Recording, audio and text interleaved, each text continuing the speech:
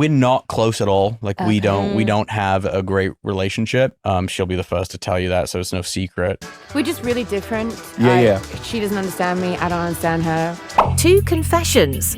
Two siblings speaking plainly about the one Osbourne who has always been missing. Her name is Aimee, the daughter who walked away from the cameras, the fame, and in many ways from her own family. She's the ghost in the Osbourne legacy. The question is, why? And is she gone forever? Let's go back to the beginning, to the moment when this family became a TV show, and when Aimee decided she wanted no part of it. When the Osbournes premiered in 2002, it became an overnight sensation. Jack and Kelly became reality TV stars. Ozzy turned into a household name for a new generation. Sharon became a celebrity in her own right. But in every episode, one daughter was missing, Aimee.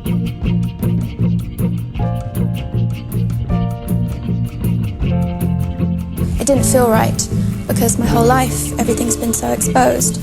So I feel as though now I'm at an age and a time in my life where I can make that choice.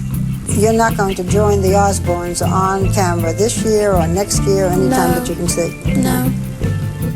Even back then, Aimee made it clear she didn't want the cameras, the chaos, or the circus that came with reality TV.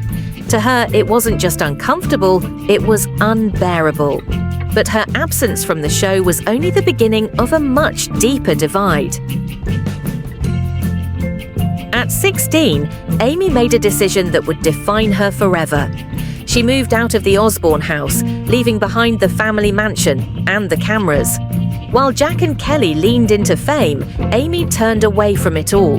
For her, it was survival.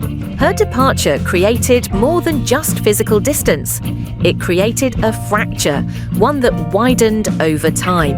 And decades later, her siblings admit that distance never healed.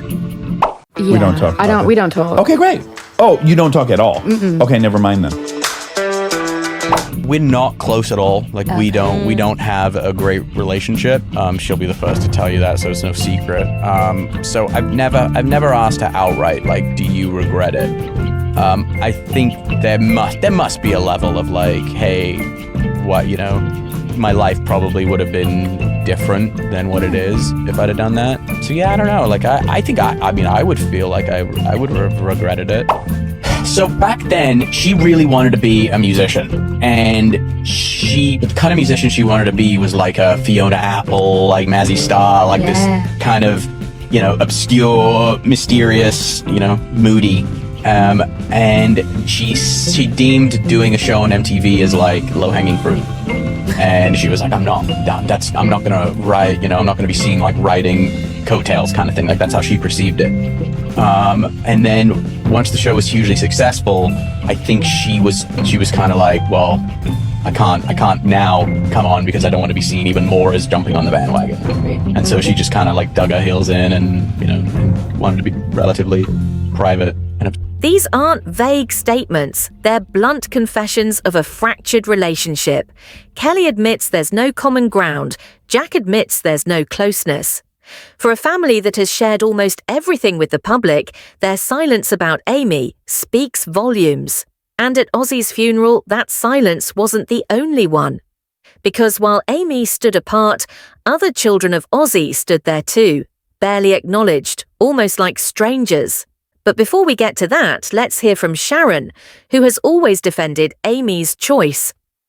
Her daughter Aimee. That's what I would, yeah. Yeah, never wanted, no interest, ever had any, was it ever a discussion? Yes, it was in the beginning. And for those people that don't know, I'm just going to catch them up. The Aimee is your oldest, yeah. Yeah, Aimee is your oldest daughter, who's also a very talented singer. She is, and writer. Who and I became aware when I became a big fan of the Osbournes reality show that there's another kid that we're not seeing. Yeah. And was that hard? Was that very, very hard on me because we were traveling all over the world. We were doing a million things, and Aimee wasn't a part of it. And so it made me feel terrible because I didn't have my whole family. and she just didn't want the attention. She was, 18. It's a tough age for a girl. She didn't want it. And still kind of doesn't, right? She doesn't like it, no. She loves writing, she loves singing, but she doesn't want to be a pop star. Right. She wants to be a professional singer and writer. That's it. She doesn't want to be, she's not looking for fame and power. She's happy doing what she does. Sharon insists Aimee wasn't rebelling, just choosing her own life. But Sharon also admits it came with distance. While Sharon, Jack and Kelly lived in the spotlight, Aimee retreated to the shadows. And she wasn't the only one. Years later, that theme of children pushed to the margins of the Osbourne empire would resurface at Ozzy's funeral. But first, let's look at the life Aimee built for herself. I guess just having that kind of creative environment, it was kind of like a natural part of my everyday life. And then I always was interested in writing music and singing, but I was very shy and almost embarrassed about it because I didn't want to, I didn't want to do that whole nepotistic thing that just felt really awkward. So I kept it a secret. And then my mum's friend overheard me singing, I think, in my room or something. And then she said, well, would you like to come and stay with me? And I know these people that write this music very similar to what you like. And I think just for fun, you should just come and see what happens. And I was very hesitant and secretive about it. For some reason, I just felt very shy. And then the trip went really well, and I kind of surprised myself. And then it kind of went from there. But I have journals from when I was really young, and I was always writing poetry and stories. And so then I started to kind of implement writing as well as singing, and it kind of just happened naturally that way. Aimee Osbourne reinvented herself as ARO, pronounced Arrow. Her music was dark, moody, and intentionally different from the chaos her family was known for. Critics compared her to Fiona Apple and Mazzy Star, and she embraced that obscurity. While Kelly released radio singles and Jack filmed spin-offs, Aimee carved out a life as an outsider, an identity she has never abandoned. And yet, no matter how far she ran, her name was always tied to the family she left behind. In a 2015 interview, Aimee admitted she wasn't happy. Her family went forward with the show without her. She said, "It didn't matter what I thought ultimately. This was their path, their decision, and they were at liberty to take it." But she also admitted something deeper. She and her siblings had acceptance, but not a relationship. That's the kind of fracture that no funeral photo can fix. And on July 31st, the world saw that fracture up close. But maybe the most important voice in this story isn't Jack, Kelly, or Sharon. It's Aimee herself. At just 19 years old, she sat down with Barbara Walters in 2002.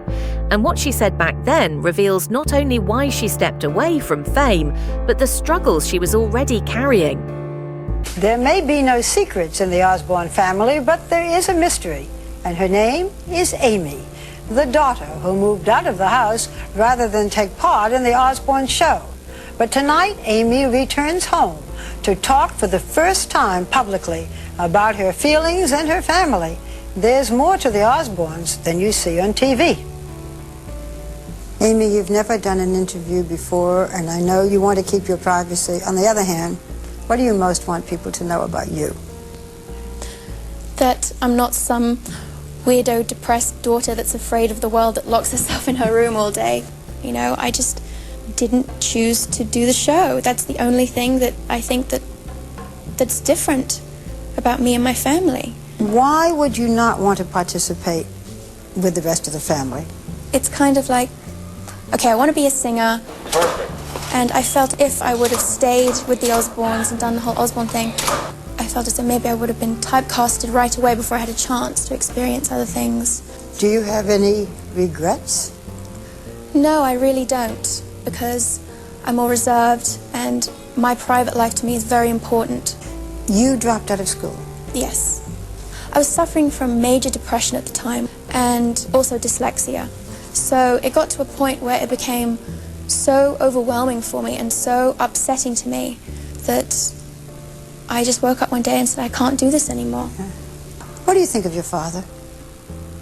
I think that he is incredibly unique. I think he's talented. I think he's misunderstood. How? My dad just wants everyone to be happy and, you know, to be doing what they love, and I think sometimes he forgets that that's what he should want for himself as well. What if something did happen to Mom? What would it mean to the family? The thing that would probably most concern me would be my dad. Oh, we've been hiding from you all day.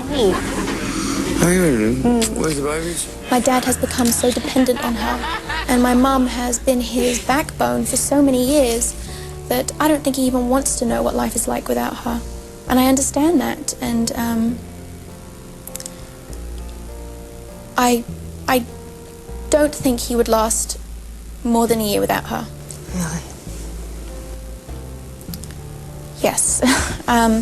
No doubt in my mind. Listening to Aimee at 19, you realise this wasn't rebellion, it was resilience. She wasn't just rejecting a reality show, she was fighting for her own identity, her own health, her own space, and that choice has defined her ever since. When Ozzy Osbourne was laid to rest, the family appeared united. Sharon, Kelly, Jack and Aimee stood together. For many fans, it was the first time in years Aimee had been seen alongside them, but the reality remained. As Jack himself said, they're not close. As Kelly admitted, they don't understand each other. And then another silence. In the background stood Ozzy's children from his first marriage, Lewis and Jessica. They were there, but their presence sparked whispers. To some fans, they looked like strangers at their own father's funeral. Aimee wasn't the only Osbourne outsider that day, and that's a story the cameras didn't capture, but we will. Aimee Osbourne will always be remembered as the daughter who refused fame. To some, that makes her brave. To others, it makes her the black sheep. The truth lies somewhere in between. But here's what lingers. Aimee walked away from the spotlight, but other Osbourne children never even got invited in. At Ozzy's funeral, the fractures weren't just between siblings, they stretched across 2 generations. And in our next story, we'll look at the children who didn't walk away, but who were still left on the outside.